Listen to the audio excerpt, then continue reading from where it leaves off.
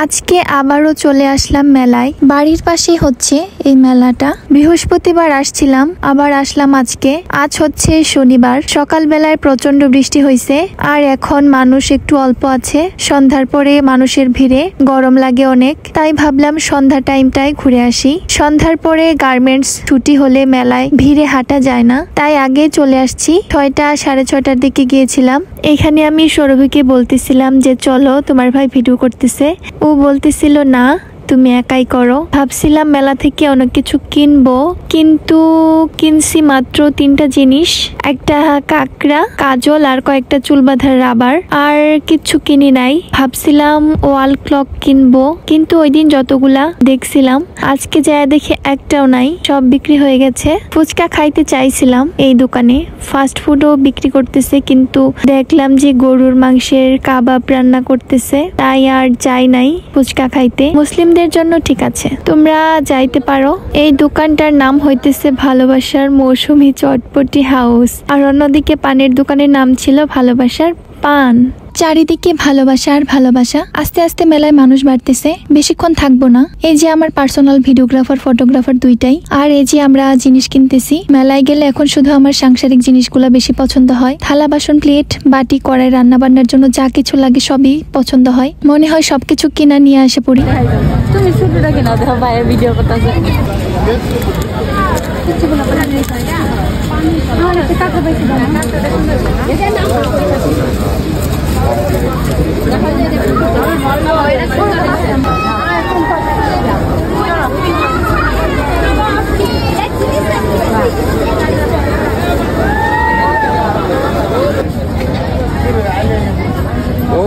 আমার বয়সী দেখলে খবর কিছু মিলানো গেল।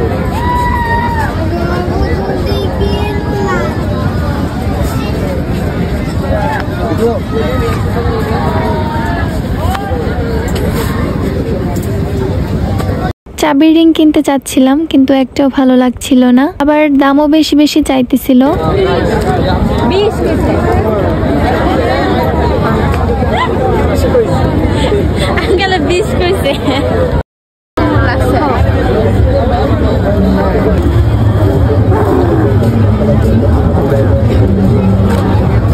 তো এখানে একটা নতুন শাড়ির দোকান আসতেছে।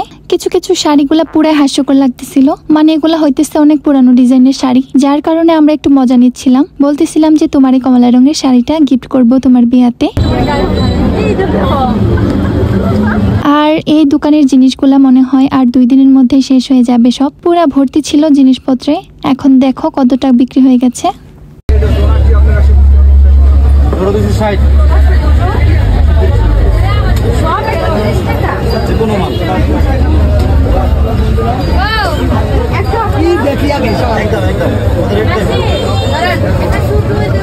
আর এদিকে সবাই নৌকায় উঠতেছে, নাগরদোলায় উঠতেছে, আমরা শুধু দেখতেছি।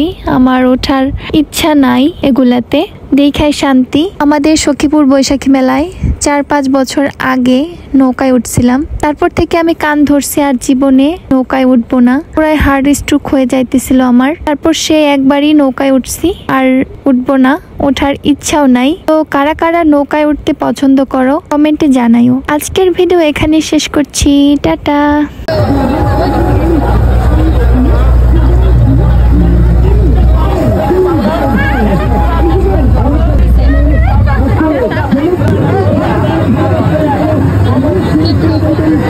আমি দিল না।